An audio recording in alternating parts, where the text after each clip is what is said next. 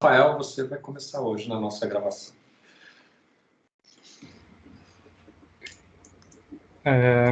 Professor, gostei bastante do texto, como a Maria Eduarda, eu também marquei muita coisa. Na verdade, eu fui fichando o texto, aí ficou um fichamento enorme, tem até dificuldade de achar as coisas nele, mas acho que é porque é denso, mas bom o texto. Eu concordei com a teoria que você trabalhou, eu vejo muita troca na política, muita dádiva, e realmente dá para pensar nos problemas que ela traz, olhando tanto a realidade quanto o texto.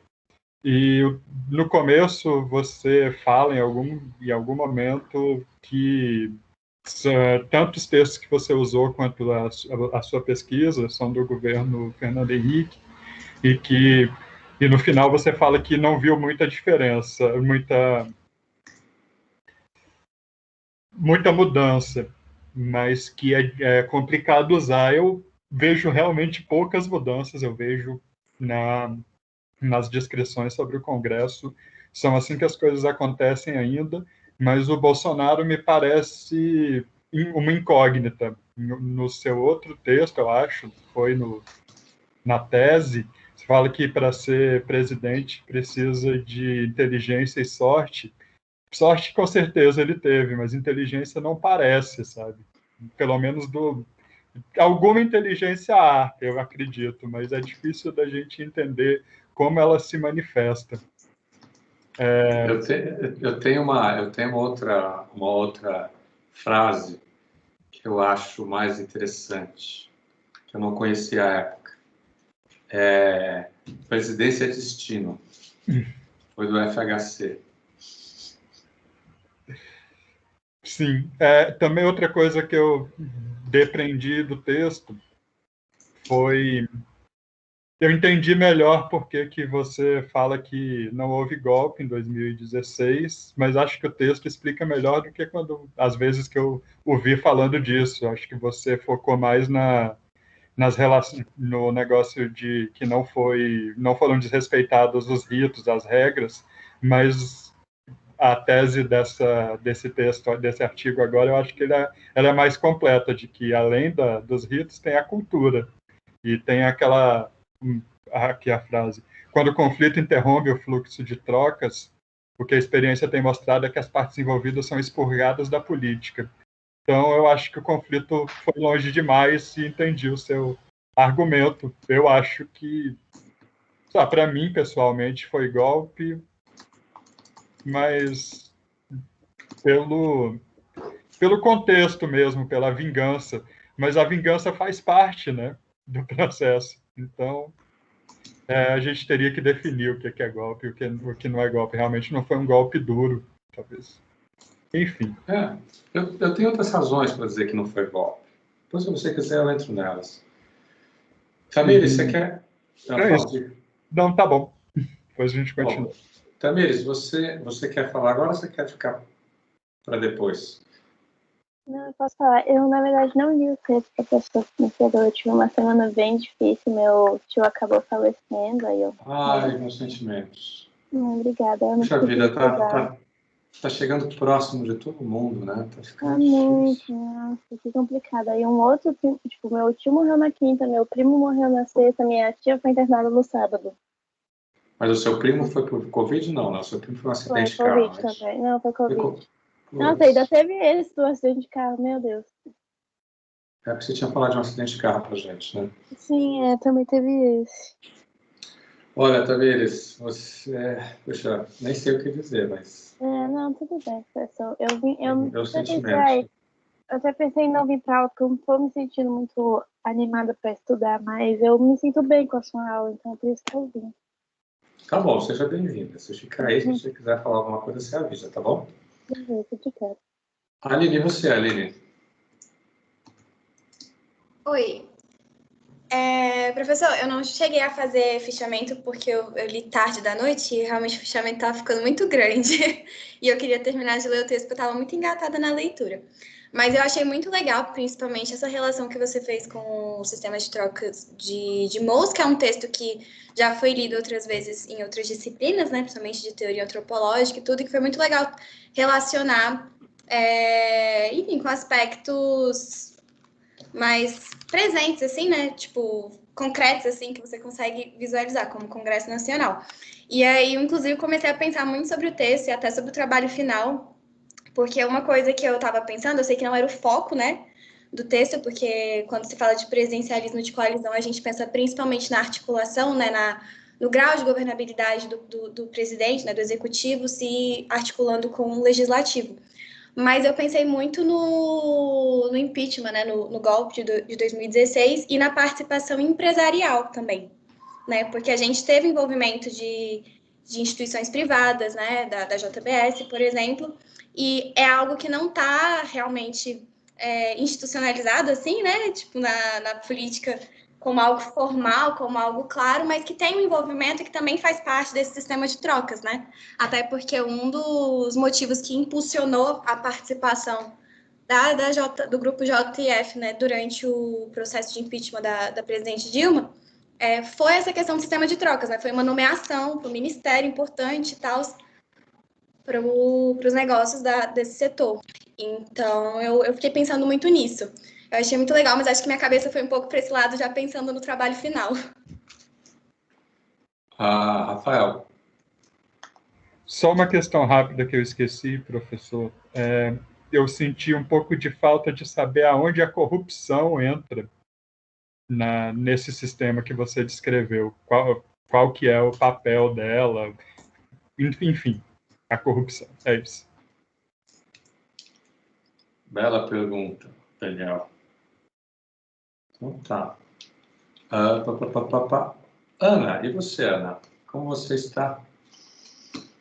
Oi, boa noite. Não tô muito bem não, mas tô tranquila. A gente teve que sacrificar um cachorro hoje aqui em casa e foi meio conturbado. E eu não li o texto inteiro, professor, eu li metade. Mas a metade que eu li, ali até a página 15, 16, eu gostei. Confesso que eu achei um pouco difícil, porque foi logo depois, então tava com a atenção meio difusa, mas fiz um esforço. Gostei muito teve algumas frases que me puxaram. Gostei do que você fala desse arranjo que o Brasil tem, que é diferente de outras democracias, né? E eu nunca tinha pensado nisso, assim, como o multipartidarismo reflete, de certa forma, a desigualdade, né? Ou vice-versa, enfim. E eu achei isso bem interessante. Gostei eu até anotei a frase, entre aspas, a troca só ganha sentido em relação ao conflito, e o conflito, por sua vez, se expressa no mecanismo da troca. E eu fiquei pensando muito nessa relação. Não sei, acho que essa foi a parte que eu mais gostei. Pena que já ia começar a aula quando eu parei de ler, porque foi a hora que o texto me fisgou, assim, com relação à dádiva, à troca e etc. E é isso, acho que eu não tenho muito para dizer, não. O texto tem uma frase que diz que a política é a troca de todos contra todos, né? Mas então você tinha que substituir a ideia de uma política a ideia de coalizão para a ideia de aliança, porque aí era a troca de uns contra os outros. Sim. Acho que... Bruna, e você, Bruna?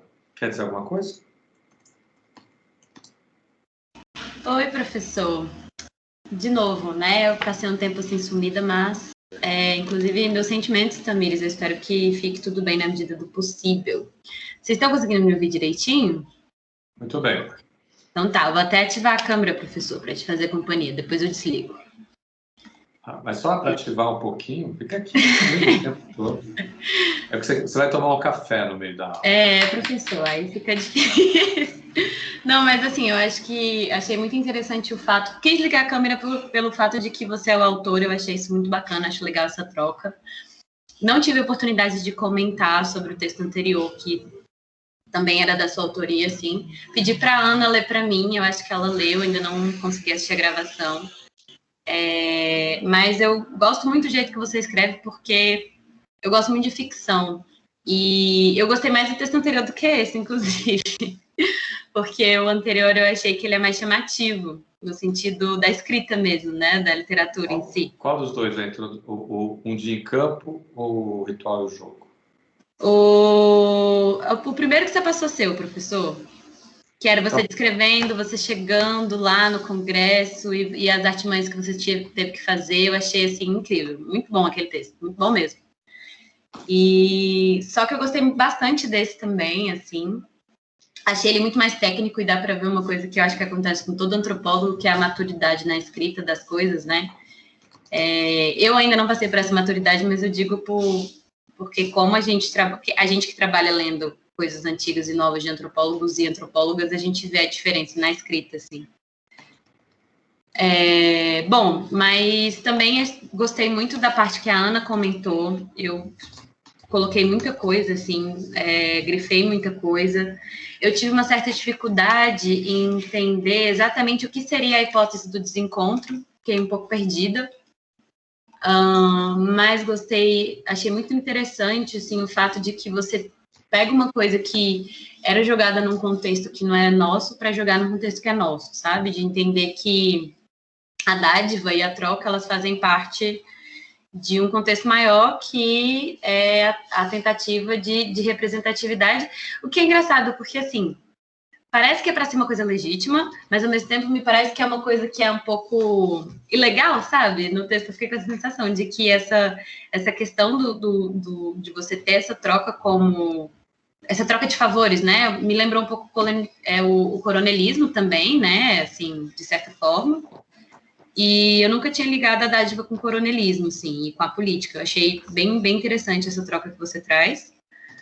Me lembrou um pouco a questão do Lula, porque o Lula, ele foi uma pessoa que muita gente, principalmente da esquerda, disse que se sentiu traído por ele, principalmente pelas negociações que ele fez com o mercado, com áreas mais neoliberais, enfim.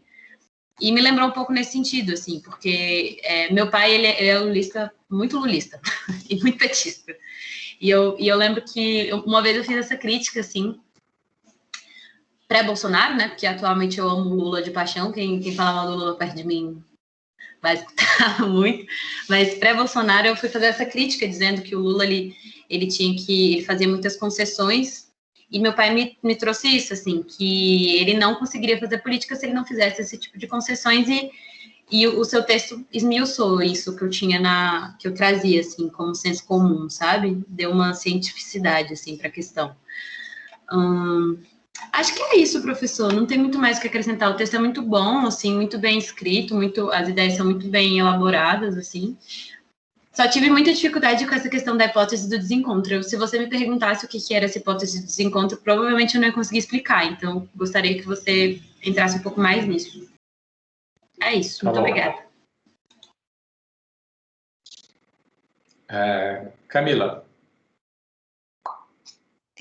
Eu gostei do texto, eu achei até bem complementar com o último capítulo que a gente leu, acho que foi regras do jogo, mas nesse você aprofundou as questões das trocas na política, também me fez olhar de uma perspectiva bem mais técnica como isso funcionava. Gostei também a relação que você fez com o mouse.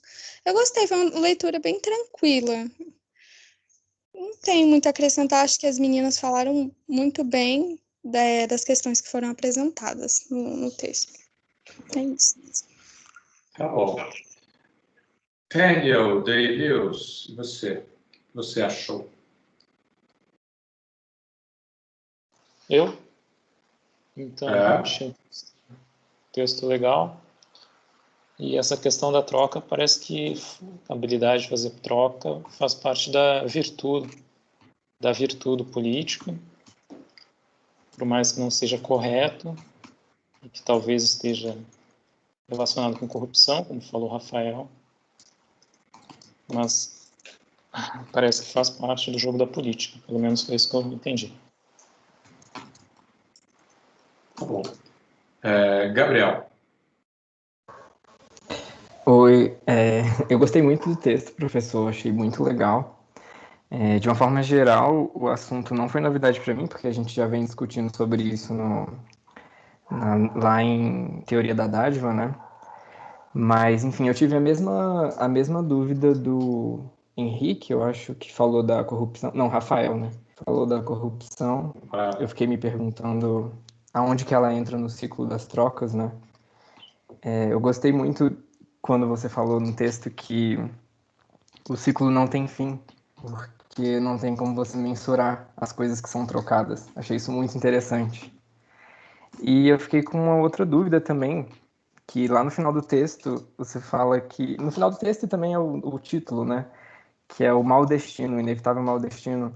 Por que ele seria mau, necessariamente mau? Porque, assim como o Daniel, eu enxerguei que a troca faz parte da política, né? Então, assim, talvez existem trocas boas e trocas ruins, mas eu não sei, não consegui enxergar isso como uma coisa necessariamente má. Maria Eduarda quer fazer um comentário.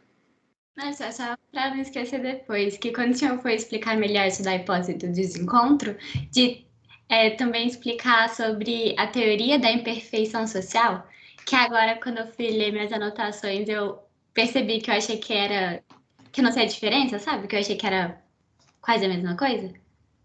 Tá bom. Henrique. Boa noite. Eu gostei do texto, acho que já tive a oportunidade de discutir com você outra vez, mas esse negócio de troca é muito interessante. E eu pensei duas coisas que eu acho que, na verdade, eu só mostrei, que é a possibilidade ou não do HAL nessa dádiva do Estado, né? E sobre o ciclo que nunca se acaba, né? Porque, tipo, a gente vê que um lado quer sempre pedir um pouco mais, um lado quer sempre dar menos, né? E aí, tipo, todos os deveres, eles acabam sendo cumpridos só parcialmente, né? Eu acho. Então, achei interessante o texto. Valeu. Legal. Isabela.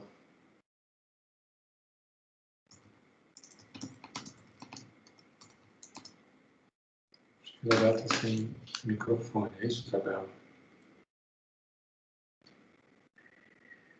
Ok, sem microfone no trabalho. João Pedro. JP.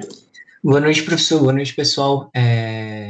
Eu vou fazer só 2 comentários rapidinhos, professor, que estão ali mais presentes na conclusão do texto, em que o senhor localiza bem a questão da teoria da dádiva, né, da troca permanente, como uma questão essencial para a resolução do conflito que é evocado pelo presidencialismo de coalizão, né? Ou seja, as regras do jogo constitucionalmente definem certas prerrogativas e distribui recursos aos poderes, né? O poder executivo detém prerrogativas super importantes, né, como a nomeação dos ministros de Estado, a questão do orçamento, né, a construção da peça orçamentária, etc., por aí vai, e é nesse sentido, né, que as trocas são possíveis, porque as regras do jogo atribuem recursos específicos para cada ator ou atriz política que está envolvido, né? Só que também essa resolução desperta um outro conflito, né? Que é a questão da não retribuição, que pode gerar crises, e aí a gente entra em uma outra discussão, né? Então, nesse sentido, eu achei interessante a conceituação, né, do presidencialismo de coalizão, à luz da teoria da dádiva, para a gente tentar entender, né, como esse jogo se estrutura e por que essa troca, quando ela é realizada através desses mecanismos institucionais que são previstos através das regras do jogo, elas não podem ser enquadradas como um tipo de corrupção, né, porque está previsto constitucionalmente, prerrogativa de um presidente da República designar os ministros de Estado, sancionar, né, construir uma peça orçamentária, e por aí vai. Então, nesse sentido, a gente não pode, eu acho que, na minha perspectiva, a gente não pode compreender essas trocas como um sinônimo de corrupção, né? Mas sim que elas podem gerar ou abrir brechas para tipos de corrupção, né? Caso, como a gente viu com o mensalão, à época do governo Lula, e tantos outros casos de corrupção, né? Porque aí a gente tem que tentar entender também como isso vai adentrando na nossa cultura política, que é também uma outra discussão, né? Mas, em suma, eu achei interessante essa leitura do presidencialismo de coalizão à luz da teoria da dádiva, né? Dessa troca de favores que é desinteressada, mas que tem a obrigação subentendida, né? E essa quebra da obrigação, da retribuição, né? Gera um outro conflito para o regime presidencialista, né? Mais específico, o brasileiro. Eu acho muito interessante também essa discussão, porque o presidencialismo de coalizão, né, não no sentido trabalhado por Abranches, eu acho mais no sentido que foi trabalhado pelo Limonge e pela Figueiredo. Eles vêm em contrapor de que o sistema político brasileiro, ele está afadado a crises constantes, né? Não a crises constantes, porque as crises, elas, de alguma maneira, podem ou não ser ocasionadas, mas que há sempre um risco de ingovernabilidade, né? E isso sendo uma característica de regimes presidencialistas, né, em contraposição a parlamentaristas. E assim, o que eles trazem é que exatamente essa discussão sobre a apropriação de recursos, né, a questão de atribuições previstas na Constituição e na conformação de lideranças, propicia um sistema de troca que cria governabilidade, que cria estabilidade, mas também que está fadado a crises, né? E tanto na questão, na definição de como essas trocas vão ser realizadas, e também como o que acontece quando quando acordos são quebrados, né? Mas, em suma, professor, é isso. Obrigado. Ok. Letícia. Não, já foi Letícia, não já? Não, ainda não. Letícia. Tínhamos começado com a Maria Eduarda.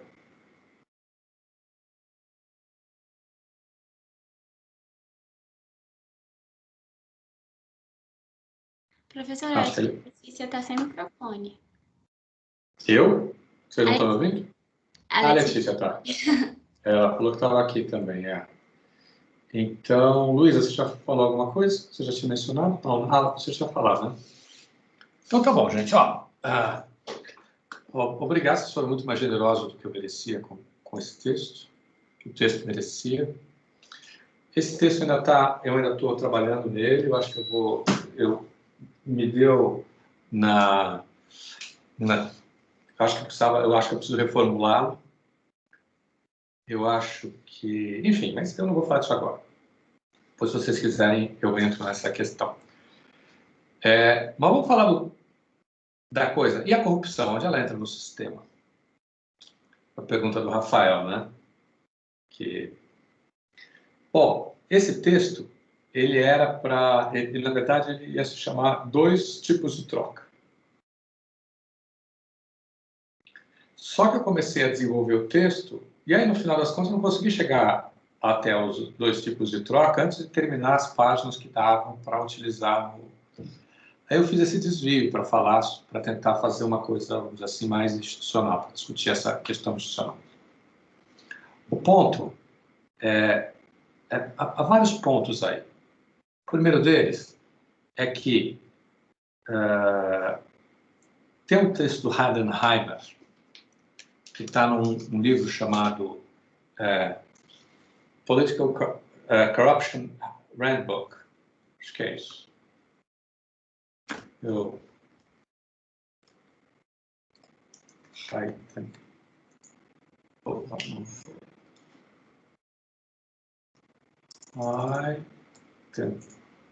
Olha só, Political Corruption Handbook. É isso. E esse texto, ele tem um texto do próprio Hadenheimer lá, que ele vai dizer uma coisa assim. Tudo que se entende por corrupção, em todos os lugares, são formas de troca. E aí ele vai fazer gradações sobre o tipo de corrupção, tendo em vista que forma de troca está se colocando. Se você for pegar, por exemplo, a Convenção da ONU sobre corrupção, você vai perceber uma coisa, não tem nenhuma definição de corrupção. Tem uma série de ações que são consideradas corruptas ou que podem gerar corrupção. Por exemplo, eles vão botar lavagem de dinheiro, vão colocar conflito de interesses, vão colocar várias coisas, entre elas a troca a dinheiro, que é graft, como corrupção. Tudo isso são comportamentos. Eles são muito cuidadosos, né? Qual é o problema?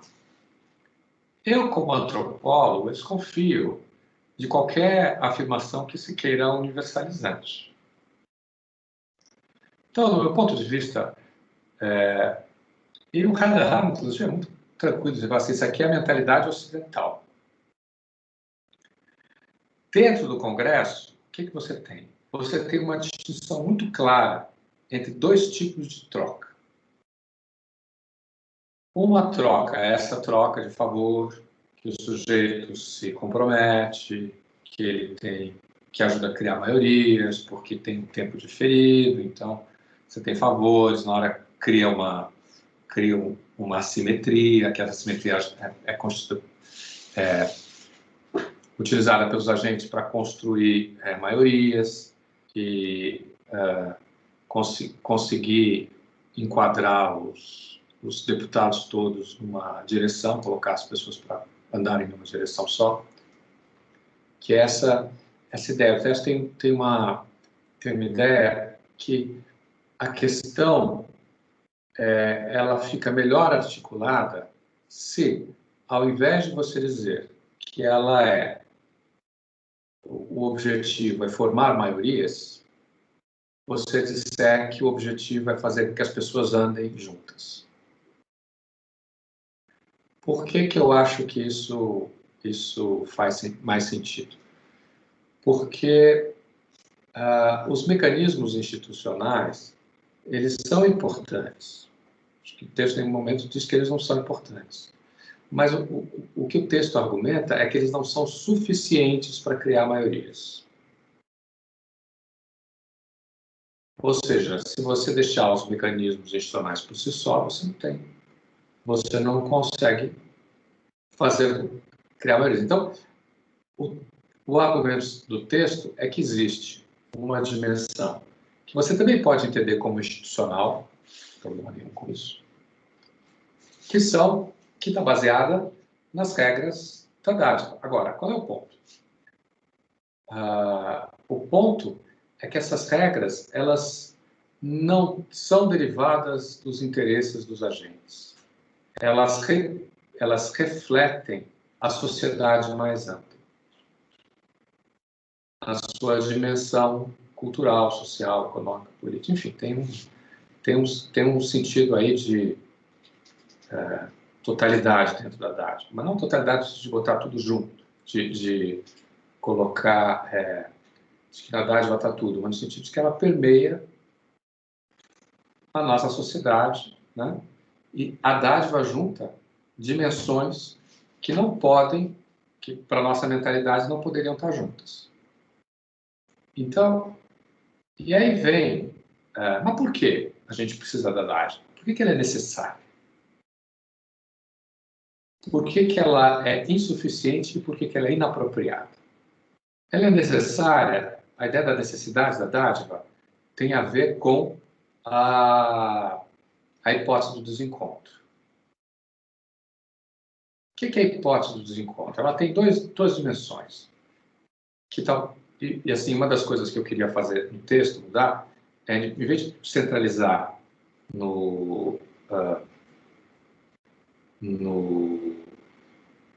na hipótese, em vez de centralizar no parlamentarismo de coalizão, centrar nas hipóteses, que eu achei que o argumento fica mais interessante, até como um antropólogo, né? Então, por exemplo, a hipótese ela tem duas dimensões, que estão representadas no texto por dois autores, que é o Aragão e o Abrantes. O Abrantes ele vai argumentar no plano do fenômeno, que ele vai dizer o seguinte: olha, nós temos uma heterogeneidade social e uma pluralidade de valores, pelas quais a legitimidade institucional vai ser avaliada. Ou seja, o que ele está dizendo? Faltaria um substrato comum, um consenso, que a gente pode pensar como um consenso, mas não seria bem isso, mas um substrato valorativo comum a partir do qual pudesse se valorizar a instituição política e a questão da legitimidade. Isso num plano. No outro plano, é o plano do Aragão, vai dizer o seguinte: olha, nos falta uma totalização do social. O que ele quer dizer com isso? Ele quer dizer com isso que nos falta uma dimensão ideológica, e aí com todos os pesos que isso carrega, quer dizer, você pode pensar até que seja uma dimensão utópica, uma dimensão contrafactual, uma dimensão, enfim, não importa. Mas a partir do qual todos nós nos representássemos como pertencendo a uma unidade. Nós somos brasileiros, mas por que nós somos brasileiros?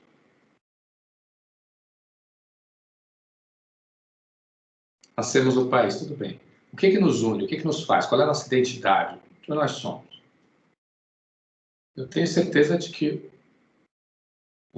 quando você estava ouvindo, por exemplo, o negócio do impeachment do Trump, você tinha lá um sentido de unidade. Claro que se refletia de maneiras diferentes, as pessoas pensavam de maneiras diferentes e tal, mas você tinha um conjunto de valores que eram colocados ali e se argumentava a partir deles.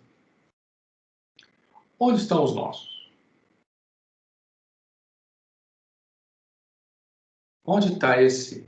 E o argumento não vale o futebol, não vale o samba, não vale o jeitinho. Não, tem que ser.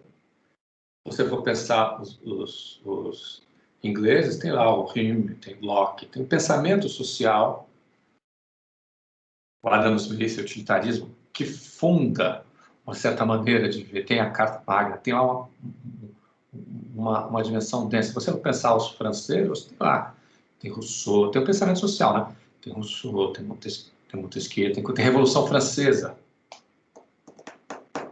onde isso. Se você pensar os americanos, você tem a independência, você tem a Constituição, você tem os federalistas. Os federalistas, para vocês terem uma ideia, são um comentário feito por três, pelo Hamilton, eu esqueci os três, mas comentando a Constituição americana. E o interessante é que eles comentam a Constituição... É o Hamilton, o Madison e o Jay. Obrigado, JP. Marina. Professor, esse Hamilton que você está falando é o Alexander Hamilton? É quem? Ele mesmo, fizeram o musical que a Disney elaborou o musical, né? É porque eu sou a louca da Broadway. Aí eu lembrei do musical, falei, meu Deus, socorro, vocês estão falando de Hamilton. É ele mesmo. Foi um dos principais entre os autores federalistas. Eles escreveram todos sobre um pseudônimo, né? E é o Publius.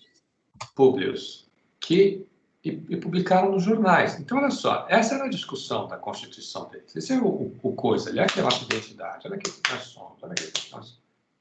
É claro que, se você for pensar, é uma coisa contraditória, é uma coisa que tem problemas, é uma coisa que, por exemplo, deixa os negros de fora, tem tudo isso.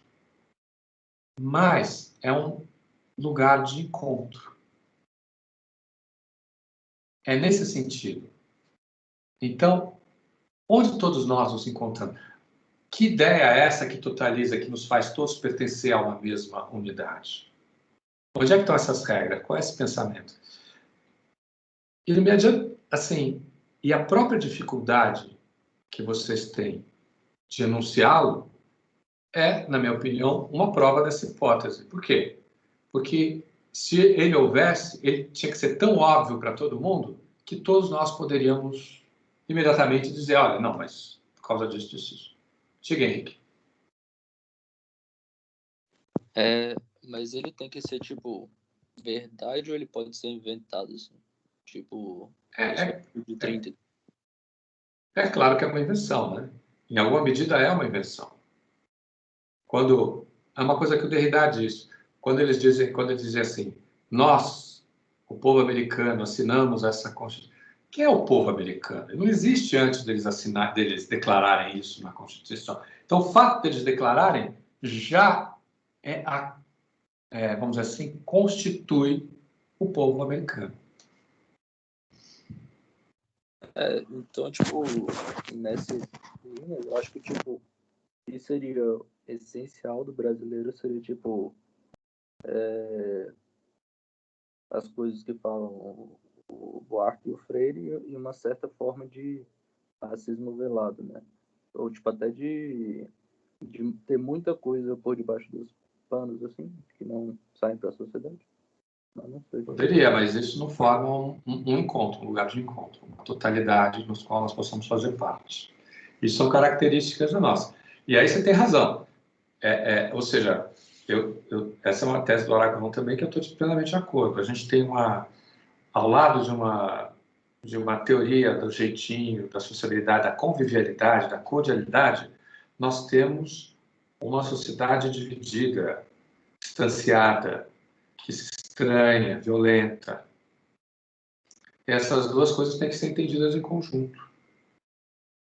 Uma é a contrapartida da outra. Professor, é daí que a gente vê aquela ideia que acho que todo mundo já ouviu falar que no Brasil ninguém é nacionalista, né? Todo mundo fala que falta ao povo brasileiro essa ideia de pertencimento, de nação. Aí a gente pode associar a essa multiplicidade de... Acho que sim.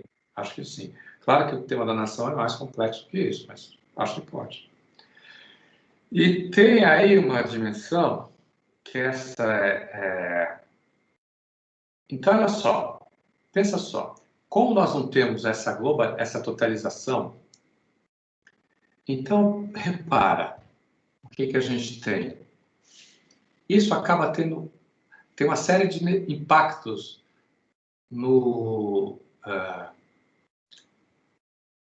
na própria maneira de como a legitimidade ela se coloca dentro das instituições.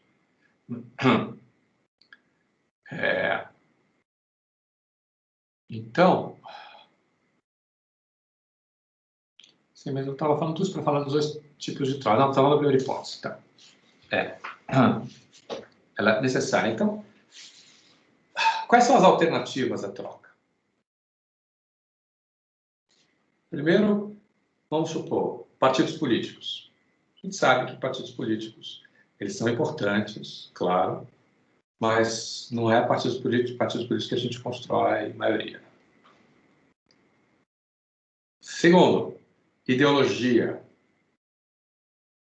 Isso é uma coisa engraçada, né? Porque a ideologia no país, ele parece ser sempre o resultado o categórico, o ideológico, tem que ser assim, eu não posso me vincular a direito. Não parece preceder a política. Ela é sempre o resultado de uma negociação pontual e específica.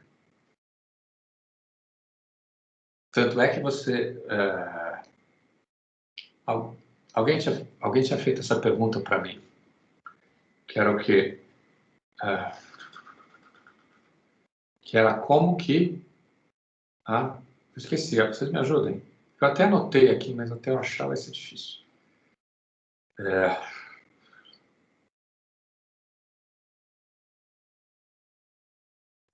falando foi na verdade a Bruna falando do Lula, não é, como que ela estava decepcionada com o fato do Lula ter que fazer acordos com a direita, por exemplo, ou com enfim, com o Sarney, por exemplo, ou com outros, né, dentro do... E aí você pensa, porque não tem maioria. Você precisa fazer com que as pessoas andem juntas, não tem jeito. Você tem que criar um conjunto.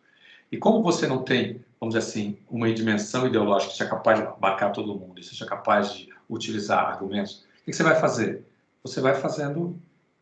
Você tem a troca como alternativa. Por quê? O que a troca ela acaba sendo? Ela acaba sendo uma coisa que não tem conteúdo. Ela é uma maneira de se relacionar com a alteridade, com a diferença. Mas qual é o conteúdo? Qualquer coisa circula dentro da troca. Ela tem um caráter sintético, ela junta coisas que a gente acha contraditórias, ela é capaz de juntar o institucional, o pessoal. Tem uma declaração que eu usei em outro lugar, não usei aqui, mas que o Ricardo Fiuza, ele está na comissão lá da comissão de ética, sendo objeto de um processo de cassação parlamentar. E num depoimento ele fala assim: eu nunca pedi um favor pessoal. Me aproximei de Vossas Excelências para pedir um favor pessoal. Eu renuncio à minha vida pública, se alguém aqui me disser que eu fui ao gabinete pedir um favor pessoal. A frase é super esquisita. Por quê? Porque não existe favor que não seja pessoal. O fato de você pedir, você que está garantindo a reciprocidade, então como isso não pode ser pessoal? Aí vem parece que todo mundo entendeu, porque aí vem o Jarbas Passarinho e fala assim: olha, que era o presidente da comissão, olha, eu venho aqui atestar que em todos os lugares em que eu fui, no ministério, ele nunca me pediu um favor pessoal. O que significa isso? É essa ideia de que você pede pelos outros. Você pede por alguém, você pede porque você está cumprindo o seu papel de ajudar os outros. Claro que, de um ponto de vista, isso é super cínico, porque todo mundo tem interesses ali, obviamente. Então, agora, por que então não dizer simplesmente utilizar o interesse? Só uma parte, eu acho que se perguntassem qual seria o favor pessoal, ele poderia falar, por exemplo, empregar um sobrinho meu. Acho que ele levaria para esse lado. Exatamente. Ou dizer, por exemplo, que ele está precisando de uma coisa para a empresa dele, ou dizer, ou seja, não é nada do interesse dele. É sempre pelos outros. Então, diga. Na minha aula de pensamento político nas Américas, o professor estava falando sobre populismo, né? E aí ele falou que uma das principais características de um político populista é exatamente isso, saber dialogar com os dois lados, né? Fazer lados opostos, dialogarem e chegarem numa conclusão. E aí eu acho que assim, o Lula era o mestre de fazer isso, né? De conseguir esse diálogo e de conseguir... Enfim, eu achei... Assim, acho que todo mundo tem críticas, todo mundo acha bom e não sei o quê, mas que ele era um mestre nisso, ele era. E eu tô pensando aqui agora no fato da dádiva, daquilo de você não pode nem recusar quando te oferecem, né, uma troca. A gente pode dizer que, tipo, o político populista é quase que um mestre da dádiva, né, de saber exatamente quando dar, quando receber, o que dar, o que receber e com quem. Achei muito... No Brasil, eu concordo. Em outros países, eles podem funcionar de outras maneiras. Nada disso tem a ver... Eu não estou sugerindo que nada disso seja universalizado. Estou dizendo que isso aqui vale para o Brasil. E vale lá quando eu fiz a pesquisa. E para muito da América Latina também, né? Pode ser que funcione, mas eu não sei se a política parlamentar deles funciona à base da dádiva. Pode funcionar de outra maneira. por exemplo, enfim, e aí você tem uma outra, enfim, tem outra dimensão dessa história. Por que não utilizar a barganha? O que é a ideia da barganha? A barganha é que você coloca o interesse em primeiro plano. Não é uma coisa que está nesse texto, né? Mas por que não pode usar o interesse para fazer com que as pessoas caminhem junto, construir maioria, por exemplo? E aí o texto tem uma hipótese. A hipótese do texto é que, justamente para você pensar nisso, você teria que ter claramente um lugar de encontro, a partir do qual os interesses individuais fossem pensados como fazendo parte de um conjunto e subordinados a ele. Por exemplo, Adam Smith vai dizer claramente: o todo é bem servido quando cada um procura o seu interesse. Isso para nós não faz sentido nenhum, faz? Nós achamos o contrário, que o todo ele é mal servido, ele é contraditório com essa também é uma. Aí tem a segunda hipótese, que é a hipótese da flutuação de sentido, não é? Marina? Oi. Então, é porque eu tô pensando assim, né, nessa frase, eu tô refletindo aqui, mas é porque tem certos interesses individuais que não batem, né, com o coletivo. Então, talvez se restringir isso seria bom. Tipo, eu até concordo em um certo nível que os seus interesses individuais vão acabar contribuindo para o coletivo, porque você faz parte de uma sociedade. Então, se você tiver um, entre aspas, bom interesse individual, vai dar certo. Mas aí, se você tem um mau interesse individual, ou você acha que é um bom interesse individual, mas é ruim para a sociedade, como é que funciona? Pois é, o problema é que isso é super complicado, Marina, porque você pode colocar o interesse individual como interesse coletivo, sempre é possível. Uma coisa que o Elster fala assim, a força civilizatória da hipocrisia. Depois, quem vai dizer que o interesse é ilegítimo? Olha, uma democracia como a nossa é de uma sociedade de interesses. E aí a troca é um problema. Por quê? Porque a troca ela não está lá para evitar que as pessoas tenham interesses ou para dizer que elas sejam boas. Não. Ela está lá justamente para conseguir estabelecer compromissos que permitam às pessoas agir umas sobre as outras e, portanto, realizar os seus interesses. O que a troca não permite é, vamos dizer assim, uma negociação baseada em interesses que estão no primeiro plano. Tipo barganha. Então, ela exige todo o conjunto de circunlóquios, rituais, ritos, etc., que torna o sistema muito pesado e difícil de operar. Não que ele não fosse difícil de operar de outra maneira, mas ele exige muita conversa, ele exige que você olhe para as pessoas, que você trate, fale assim, o que eu posso fazer por você, o que eu posso te ajudar. Exige que você ligue no aniversário e faça... Exige que você lembre da pessoa, que você frequente, exige, enfim. Exige que você retribua, exige que você saiba pedir, que você não pode... exige que você sabe se colocar nesse meio, que você tenha exige um certo tipo de habilidade. Que, enfim, nem todo mundo tem. Nosso presidente, por exemplo, não tem. E aí a gente... Bom, então, aí vem a segunda hipótese. Por que ela é insuficiente? Bom, ela é insuficiente porque ela é incapaz de... Ela é contrária a todo tipo de, vamos dizer assim, de estrutura que faz parte do Estado moderno. Políticas que sejam universalizáveis, que mais? Baseadas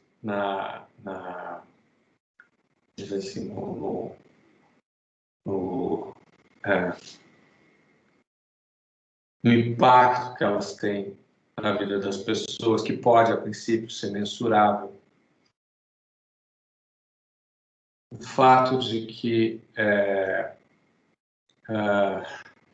ela deixa em segundo plano interesses, ou ela esconde isso, não é que ela deixa em segundo plano, ela esconde, ela não mostra, as coisas não são tão claras. Ela não forma unidades baseadas em princípios, políticas, ideologia. Cara, a Dilma, graças às administrações do Lula, se aliou ao PMDB, que não tem nada mais oposto que o PT do que o PMDB, vocês não concordam?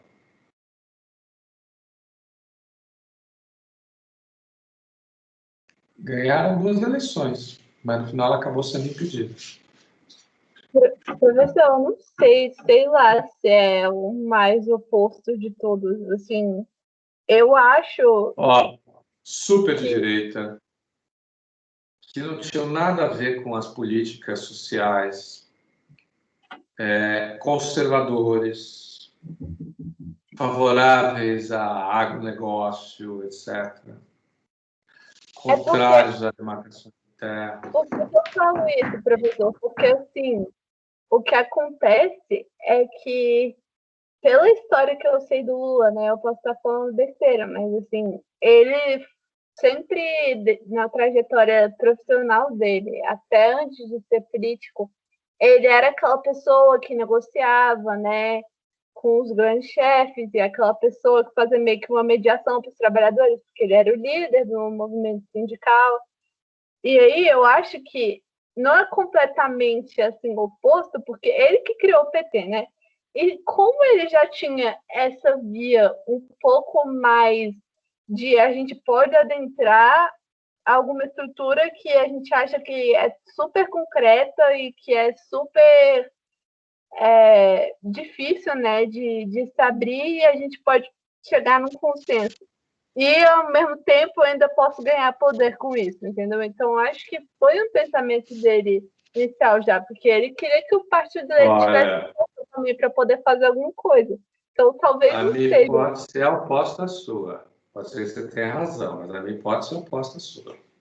A minha hipótese é o seguinte, é que o Lula ele foi bem sucedido na medida em que ele, em parte, utilizou os mecanismos tradicionais, a capacidade dele capacidade pessoal dele de fazer consenso, de botar as pessoas juntos.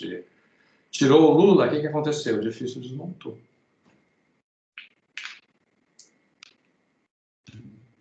E, enfim, mas você ouviu os debates. Tá certo que os debates eles têm o problema de que eles muitas vezes não querem dizer o que eles dizem, não o que realmente é importante, né? Mas estavam a dificuldade que o PT tem de lidar com esse mecanismo. Do meu ponto de vista, teve um determinado momento em que ele se viu numa opção histórica. Ele falou assim, se eu for me deixar levar por esse mecanismo, troca, eu limito a minha possibilidade de ação. Por quê? Para fazer alguma coisa, eu preciso criar dívidas. Depois eu preciso pagar as dívidas.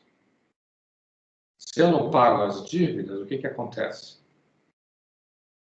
Eu não tenho companhia, eu não consigo montar a maioria, não consigo caminhar junto. Então, a ideologia também não servia. Por quê? Porque, se você for pensar, a esquerda que tem ali, que é suscetível a pensar essa ideologia como forma de cimentar as relações, é 30% no máximo do Congresso. 30% não cria maioria.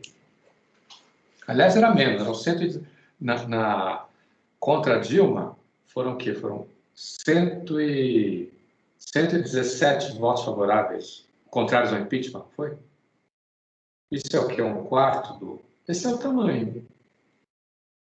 Não forma a maioria, não tem como provar coisa, não tem como fazer... Então, você tem que Então, eu acho que o próprio mensalão... Olha, nada disso é invenção do PT. Isso está tudo certo. Mas eles conseguiram aplicar aquilo numa escala que antes não tinha. Como é tradicionalmente, pelo menos, você deixa isso para ir para as extremidades da política. Então, aí eu volto à questão do Rafael. Tem dois tipos de troca. Um que a gente pode dizer que é a troca, esse tipo de dádiva, de favor e tal, e outro é a troca de dinheiro. Tem, claro, coisas intermediárias aí, que você pode até colocar no ponto de vista da legitimidade. Está dentro da legitimidade, mas a troca de dinheiro, evidentemente, não é. Como foi o mensalão. E qual é a diferença?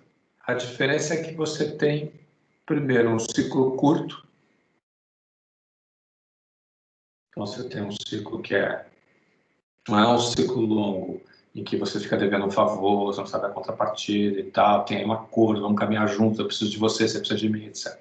Não.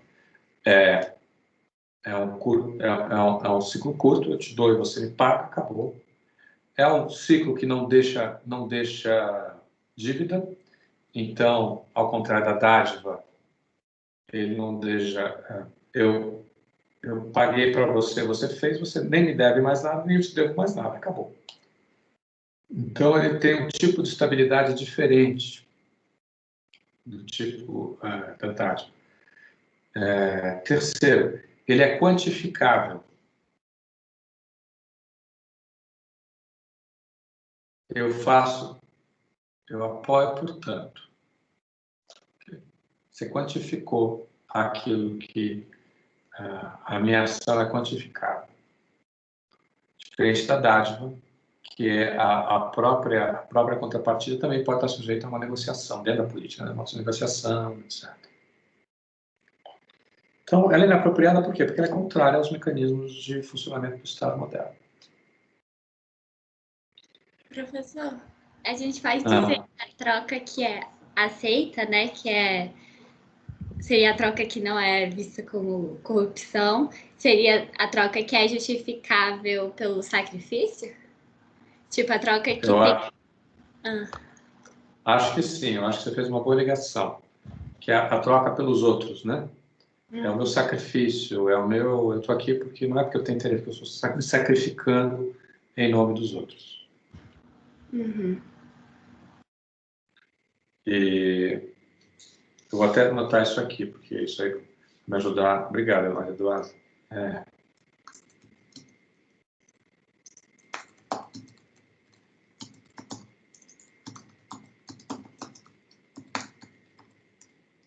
Então, é claro que tudo isso é super contraditório com a realidade social do nosso país, que é uma sociedade de interesse, onde as pessoas evidentemente têm interesse, onde esses interesses são legítimos e precisam ser satisfeitos, onde há um conflito pela distribuição de bens escassos, orçamento, por exemplo, equações, emendas, vai.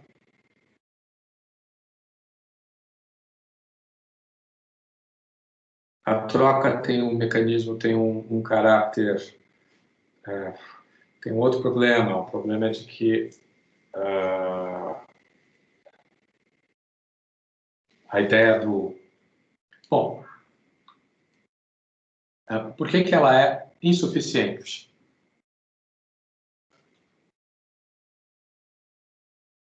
Ela é apropriada, inadequada e insuficiente.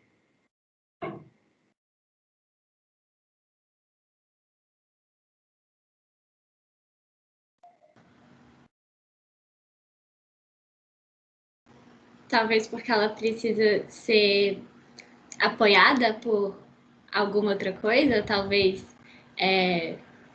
algum outro tipo de agência, tipo escrita ou consensual, mas não só ela. Luísa? Eu acho que talvez ela possa ser insuficiente, porque se ela ocorre num sistema que não é capaz de abarcar a pluralidade e a diversidade, então Por mais que ela ocorra, nunca vai chegar a um objetivo que seja bom para todos. É isso. Ela é insuficiente. Não dá conta de resolver o problema do pala suja, que é justamente a falta dessa coisa que nos coloque todos juntos. Professor, eu me perdi rapidinho. Minha internet deu uma travadinha. Você estava falando de qual das duas trocas que é insuficiente? A troca da dádiva, né? Dádiva, é. A troca de mercado, ela é um problema. A troca a dinheiro, né? A troca a interesse. É um problema. O nosso sistema não dá conta dela. Ou melhor, ela não consegue fundar o acordo político que consiga ter uma estabilidade. Isso é que é o problema. Você fazer um acordo aqui, um acordo aí é diferente. O problema é que você tem que criar uma maioria que seja estável ao longo do tempo. Então, aí voltando à questão a questão que alguém tinha me perguntado sobre o Rafael, eu acho, que ele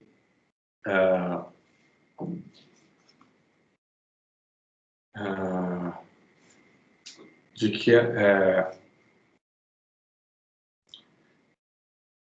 por que eu tenho vários motivos para dizer que eu tô que assim tem um pouco a ver com a minha geração. Eu sei que outras pessoas que vêm da minha geração têm talvez, hoje uma geração anterior à minha, tem talvez uma outra coisa, uma outra maneira de ver isso.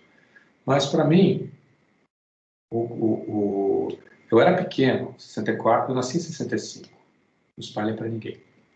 Então, assim, mas pequeno, cara, o tio Elson foi torturado. O tio Enio foi perseguido. O tio Enio tinha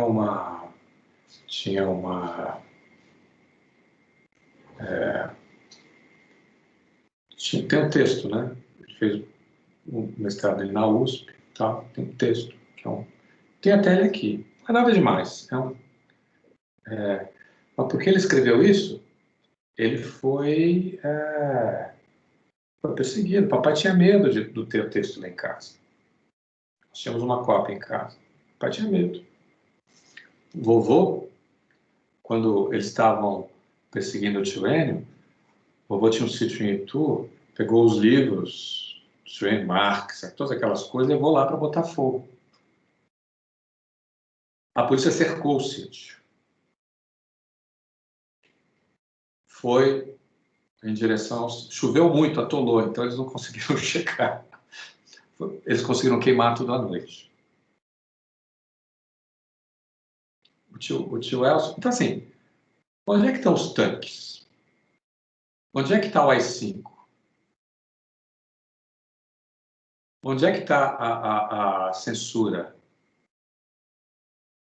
O ataque à imprensa é um tipo de violência, como a censura é um tipo de violência. Mas olha só, o Rafael, toda a sociedade é violenta. Esse tipo de violência faz parte do jogo. As instituições estão piorando, estão se desintegrando mais rápido do que estavam. A volta da fome mostra isso. Tudo bem. Não, tudo bem. Você pode até dizer que teve um problema institucional e tal, mas até aí golpe não se caracteriza. Que ele é um mau governante, todo mundo concorda. Que ele é um governante anti-institucional, todo mundo concorda. Mas se você falar Weber, o Weber tem é justamente o líder carismático, que eu não acredito que seja o Bolsonaro. Não estou dizendo isso. Mas é justamente esse momento que são importantes para, inclusive, continuação da... Não estou também dizendo que seja o Bolsonaro. Eu quero dizer o seguinte, democracia, ela não é uma coisa fácil. Ela não é uma coisa que a gente tem direito, é uma coisa que a gente luta por ela. E parte da luta tem a ver... Agora, que ele seja um presidente que tenha assim, uma veia autoritária também, mas o autorismo na sociedade brasileira não é de hoje. O judiciário é super autoritário. Vocês não concordam? O tipo de decisão que eles tomam para qualquer lado, fazendo qualquer coisa. Juízes dizendo que tem que botar... Os políticos são autoritários. na hora em que nós temos uma figura do coronel, embora não exista mais coronel na nossa sociedade, porque eu conheço uma coisa lá atrás, no começo do século XIX, no começo do século XX, a figura, essa personalidade do coronel, o cara que está presente até hoje. JP. Não, professor, eu queria fazer um comentário nesse sentido, porque a história brasileira é marcada pelo autoritarismo em seus momentos chaves, né? A Constituição, primeiramente, independência, né? Não foi democrática, não foi uma revolução popular. A instituição da República foi feita por um golpe de Estado organizado pelos militares, né? Principalmente ali que ganharam notoriedade com a Guerra do Paraguai. E, assim, sem falar os outros diversos governantes autoritários, né? Getúlio Vargas. O golpe militar, né, de 64 e por aí vai. Então, é um projeto político que a gente nunca pode perder de vista, né? E eu acho que desde 88 a gente perdeu de vista. E não é por acaso que o Bolsonaro está no poder hoje. A gente deu brecha ao autoritarismo pensando que as instituições iriam conseguir conter levantes e políticos com essas características, né? E aí a gente pode pensar em até um certo sentido em nível de cultura política, né? Porque tem até diversos estudos que tentam compreender por que para a sociedade brasileira líderes autoritários colam tanto, né, em termos de discurso político e conseguem angariar tanta base, né? Então, nesse sentido, é um projeto político que a gente, enquanto sociedade, que tenta prezar por regimes democráticos, nunca podemos perder de vista, né? E democracia, assim, a própria conceituação é uma disputa, né? Porque a gente vai olhar para a teoria democrática, que é elaborada pela ciência política, né? Que busca ter um monopólio da discussão sobre democracia. É uma constante disputa, tem 5 correntes lá sobre democracia, assim, 5 correntes que são tidas como um limiar para discussão teórica, né? Sem falar tantas outras que são vistas a nível de experimentação social.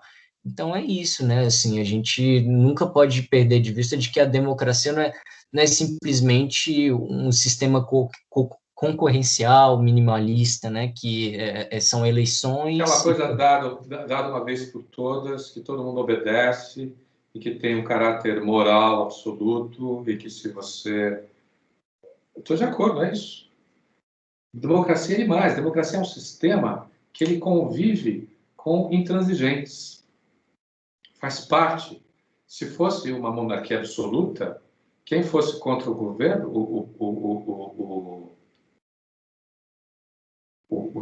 os poderes estabelecidos já tinham ido para a guilhotina.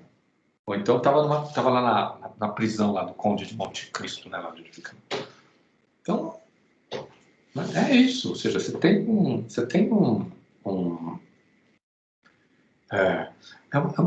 você vai fazer o quê? Se você tem uma solução autoritária, tendo em vista um autoritário, você justificou o autoritarismo dele, não é verdade? E mais, as instituições políticas brasileiras, elas sempre foram complicadas. Tem uma dimensão super complicada, que é o seguinte, que é a nossa relação com a lei. Para nós, a lei não é alguma coisa que liberta, que deve ser seguida cegamente, que uma vez que a lei estabeleceu, acabou, pronto. Que é aquilo que permite a igualdade e a minha liberdade. Para nós, a lei não é isso. O sentido da lei é outra coisa. A lei é aquilo que me aprisiona, é aquilo que não me permite. Não no sentido típico de que ela me proíbe de fazer alguma coisa, mas que ela não me permite, ela não me entende, ela não percebe, ela não consegue me julgar, a dimensão pessoal para mim é super importante. Estou falando para mim, estou falando para nós, né? A minha dimensão moral, toda vez que eu tenho coisas enormes sobre o judiciário, sobre isso, mas eu não vou mencionar aqui, mas Para nós, essa dimensão moral ela é importante. E aí, então, a lei tem que ser adaptada. Não, é muito cruel, é muito duro, não vamos fazer assim. Não é bem assim, nesse caso aqui vamos fazer uma coisa diferente, mas só vale para esse caso. Aí tem vários outros casos. Então, você tem essa... Político, presidente nomear o... como é que é o nome daquilo? O Procurador-Geral da República, para que, entre outras coisas, ele maneje o sistema dos procuradores, para que não crie muita encrenca, isso é mais antigo do que... Todos fizeram isso. Todos. O Lula fez um pouco diferente, e aí as coisas saíram do controle. Tratou essas instituições como corporações, pensando, imagino eu, que já que elas são corporações, eu vou tratar como corporação, eu sou né, tem essa coisa meio... Essa corporação vai se unir comigo, já que eu estou... Então, deixa a corporação. Não foi isso que aconteceu. Nomear delegado de polícia para perseguir amigos, para dar coisa a amigos, perseguir inimigos e bloquear a investigação, é também a coisa mais tradicional que se faz nesse país. Então, assim, briga contra a imprensa, todos brigaram contra a imprensa. Todos. E quem não brigou? O PT tinha um coisa de contra a imprensa. Fernando Henrique, eu conheço coisas, por exemplo. O Fernando Henrique era... Mas esse conflito faz parte, né? Porque se a imprensa ela não vende jornal. É isso mesmo, mas tem que entrar em conflito mesmo. Faz parte do jogo, esse é meu ponto. Faz parte do jogo, tem que entrar em conflito. O político vai dizer que a imprensa não está cumprindo o papel, tá? A imprensa vai lá e denuncia. Isso faz parte. E como todas as partes entram em conflito, como você põe o escândalo, você vai fazer crítica, faz parte. Não? Olha, todo mundo que foi vidraça nesse país apanhou. Fernando Henrique, Lula, Dilma, Bolsonaro, Temer, Bolsonaro. Estou errado?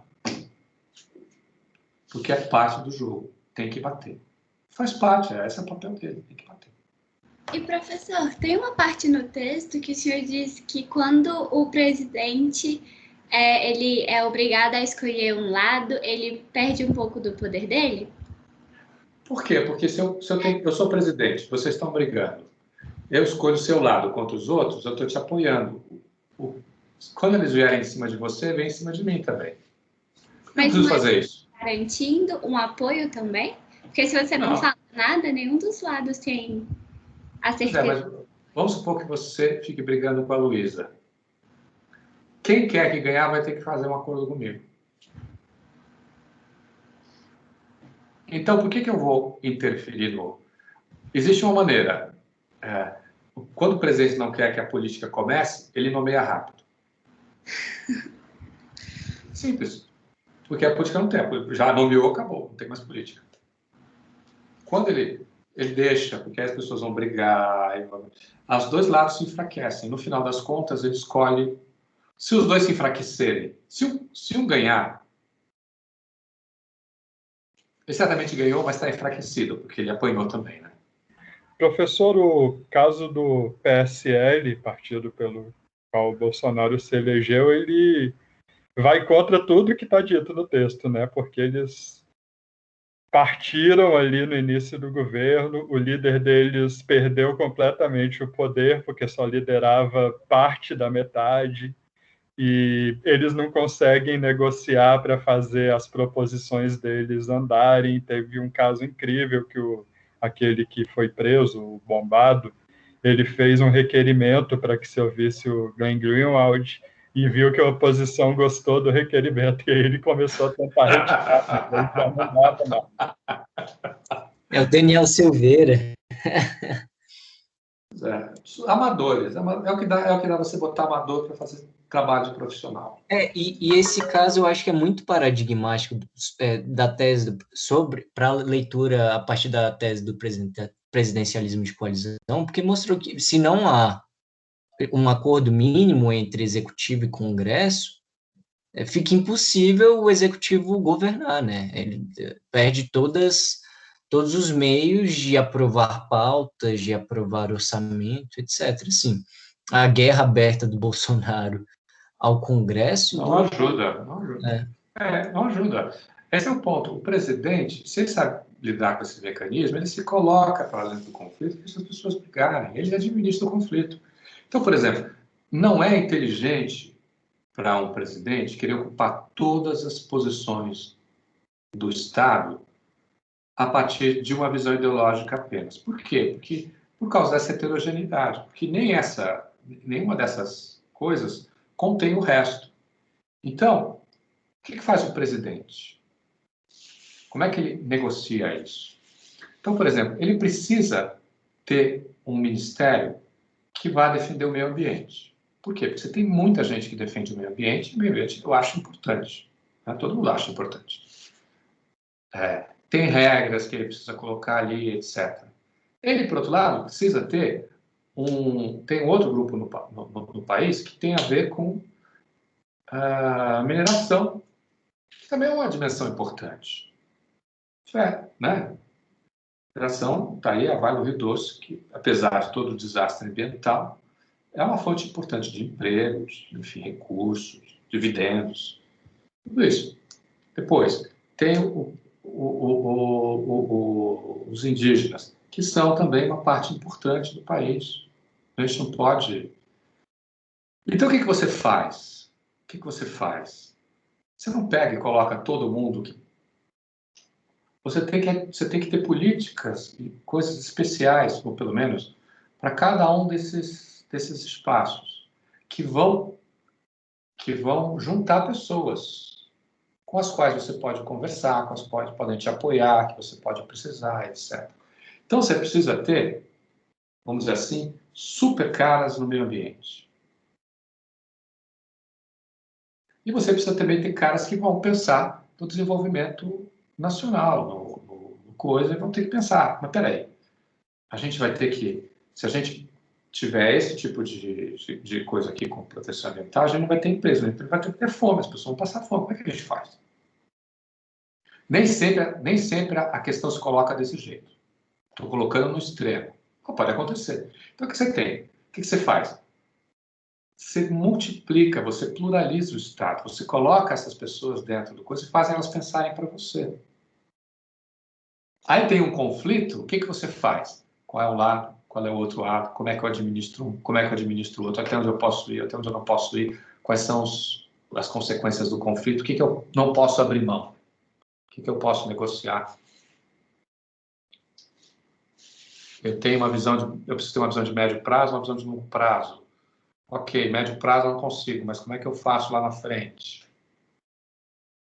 Como é que eu estabeleço uma política que vai me permitir, por exemplo, manter a riqueza biológica e, ao mesmo tempo, conseguir desenvolvimento social?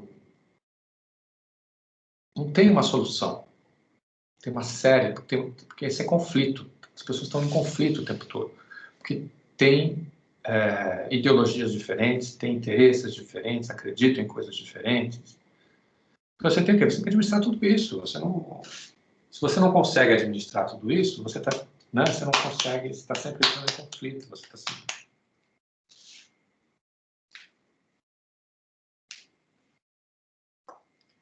Então,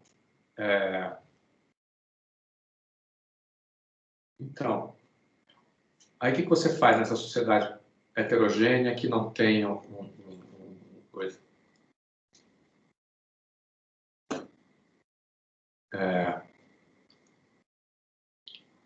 E aí, como você faz?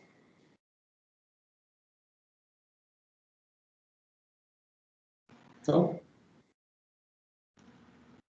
Aqui que entra a teoria da imperfeição social, que é Boa lembrança, já tinha esquecido. A teoria da imperfeição social, qual é a ideia? A ideia é que primeiro, nenhum sistema se reproduz na realidade. Então, o problema da política brasileira tem mais um problema, que é o seguinte, que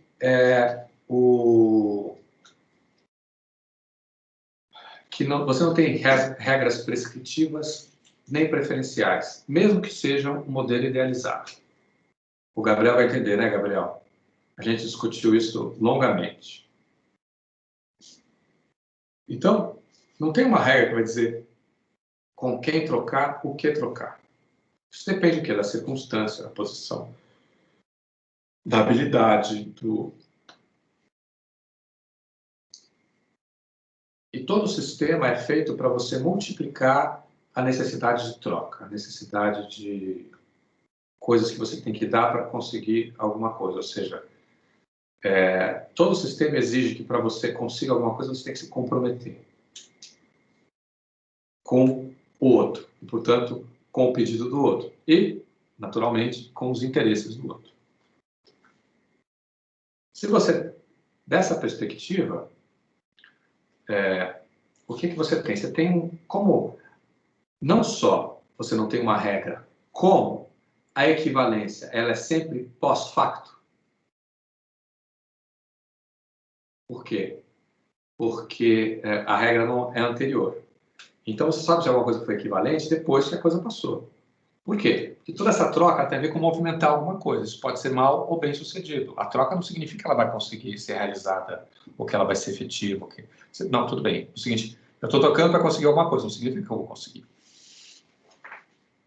Então, qual é a ideia? A ideia é de que você dá muito para receber pouco.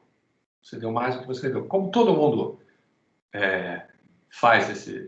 vai fazer essa avaliação, o que acontece? Todo esse sistema de troca, ele vai gerando resíduos. E esses resíduos, eles não têm como serem tratados. Isso é uma coisa que está em todos. Pensa só a família. Na família a gente dá uns berros, né? Briga e resolve. Não é porque brigar vai resolver, é porque a energia gasta, né? Ou então você vai no Natal, faz uma festa, todo mundo troca coisas, se abraça, e diz, como você é legal, não sei o quê. E na política? Então você repara, todas essas alianças de 8 anos, elas foram sempre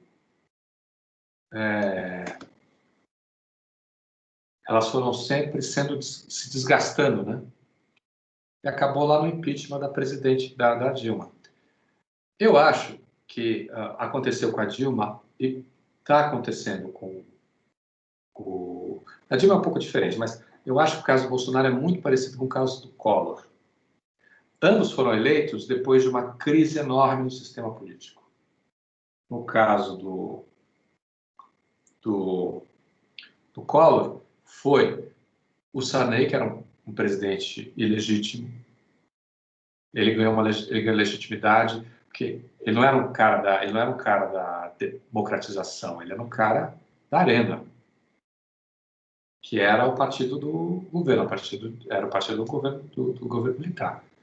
Mas eles fizeram isso o quê? Para fazer uma amarração que, inclusive, tivesse a coisa mais palatável. Então ele era um cara ele era a continuidade do governo, do coisa. Ele não era a mudança que o Tancredo promoveria. Né? E ele chegou lá e ele, enfim, estava absolutamente inapropriado. Tanto é que ele representava a velha política. Tanto é que no momento do plano cruzado, que ele teve a oportunidade de ganhar aquilo e fazer, o que ele fez? Ao invés dele fazer alguma coisa que o Fernando Henrique falou assim, bora, isso aqui é uma dimensão que a política não mexe. Porque isso aqui é o que garante a minha legitimidade face aos eleitores, face ao público. Isso aqui ninguém mexe. Isso aqui eu vou inclusive, blindar isso. Isso aqui é minha cota pessoal. E o que ele fez? Ele elegeu todos os governadores do Brasil. Em compensação, logo depois a inflação foi para 80% por mês. Vocês não estavam vivos naquela época. Enfim, se você não está, mas eu me lembro. 80% do mês. Cara, caiu o salário mínimo, você tinha que ir direto para a venda, para comprar coisa. Senão, para nós de classe média, tudo funcionava, porque você tinha um overnight. Então, você botava no overnight e ficava rendendo, né? Então, no final das contas, você mais ou menos equilibrava. Mas, no caso dele, foi a inflação, foi essa falta de legitimidade. Aí quem se elege? O Collor. Um cara sem nenhuma representatividade política densa. Todas as pessoas, Brizola, Covas, como é que é o nome? O Ulisses Guimarães, Lula, todos eles foram ficando pelo caminho. Ganhou o Collor. Quase no primeiro turno. Com um discurso moralizante. Os marajás. Por um partido minúsculo. Não faz coalizão nenhuma no Congresso. Vai fazendo maioria, a hipótese era fazer maioria por pontual. A gente sabe onde deu. No caso da Dilma, foi uma desorganização do sistema político também, que eu acho que tem a ver justamente com a tentativa de substituição dessa história, desse mecanismo mais tradicional, por um mecanismo, talvez, uma tentativa de modernização. Então, que tem a ver com o mensalão, tem a ver com as coisas que aconteceram na Petrobras, ou seja, e depois dessa desorganização, você tem o quê? Você tem o Bolsonaro, que tem uma coisa que, se ele não tivesse, já tinha ido para o beleléu, que é o Exército, que são as Forças Armadas. Né? Que, bem ou mal, ele tem se apoiado muito nelas, né? Não, talvez, concretamente, mas certamente discursivamente. Eu não sei o que você acha, Rafael. Desculpa, professor, eu tinha saído um minutinho e voltei agora. Não, aqui o Bolsonaro ele está se apoiando às Forças Armadas, né? Ah, sim. Mas até onde isso representa um apoio duro, denso, de fato, ou até isso significa um apoio discursivo muito mais do que... Então, não sei se os militares sairiam para a rua para defender o governo Bolsonaro se ele perdesse a eleição. Eu acho que é discursivo também. Apesar deles terem feito aquela pressão, né, no famoso tweet do general, mas eu acho que também foi o uso da palavra, né? Eles... Até acho que, assim, ninguém tem nada a ganhar com isso, né? O Exército ajudar a tomar o poder, imagina, o país ia receber várias sanções e tal, e o Exército também, imagina se tivesse resistência. Eles não têm tanta...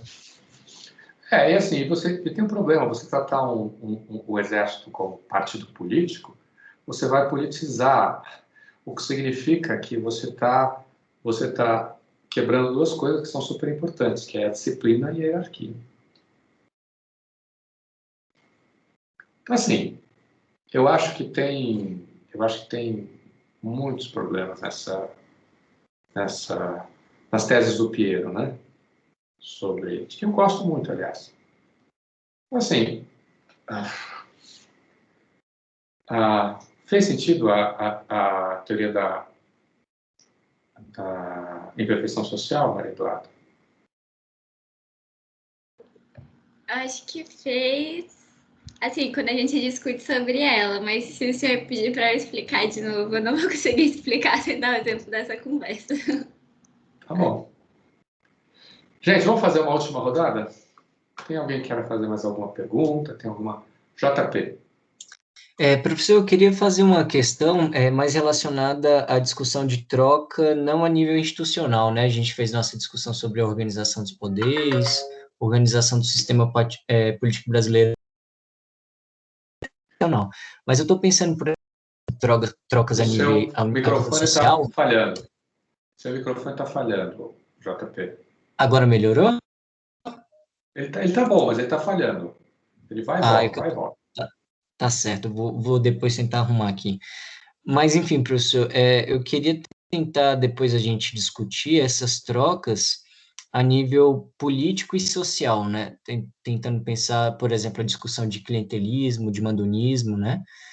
Porque aí a gente entra na discussão sobre a troca como uma atividade essencial, né, para a organização de contextos políticos, de corridas eleitorais, né, pleitos eleitorais, só que essa discussão de trocas, quando a gente vai pensar do político para o social, em uma sociedade como a brasileira, super desigual, né, nos mais variados sentidos, racial, econômico, social, né, essa troca, ela acontece, ela é essencial, mas ela se dá sempre no nível de disparidade, né, em que sentido? Político, ele trata com a população, né, na questão de concessão de obras, de empregos, etc. E isso é um instrumento, eu acho que essencial para pensar a política brasileira, né? E como essa troca ela se dá sempre no nível de desigualdade,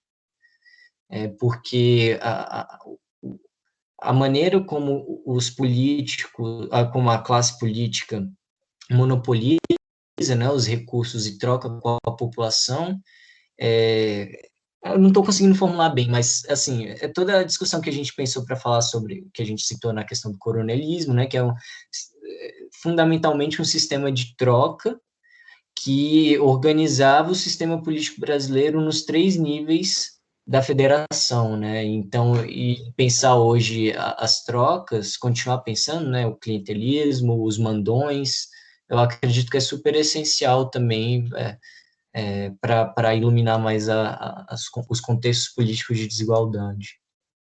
Olha, a gente podia, eu tinha pensado depois desse texto, a gente começar a ler os textos de antropologia política, né? Não vai dar para ler todos, claro, mas a gente podia selecionar alguns. Vocês preferem, antes de fazer isso, ler o Coronelismo lá do Vitor Nunes Leal? Vocês já leram esse texto? Coronelismo em Charivoto? Eu já li, professor. Muito bom. Ok. Eu acho que vai fazer super sentido aqui com essa questão da troca. O que vocês acham? Pode ser? Pode sim. Eu acho massa. Tá bom. Uma dúvida. Pode já entregar o trabalho final? Quem já puder ir fazendo? Ou Olha, se você me entregar antes, eu corrijo e te devolvo. E aí... Você tem até o coisa final. Se você me entregar antes, eu faço um comentário. Se tiver bom, ok, já foi. Se não tiver, eu faço lá os meus comentários, devolvo e você entrega na data. Dia 21, né? Tá. É que eu acho que eu já vou adiantar, que se eu deixar mais pra frente vai ficar muito puxado. Podem adiantar, não tem problema nenhum. Tá bom, então olha só. Próximo texto, Coronelismo e Charivoto. Peraí, deixa eu pegar aqui o texto. Professor, e os vídeos das aulas antigas?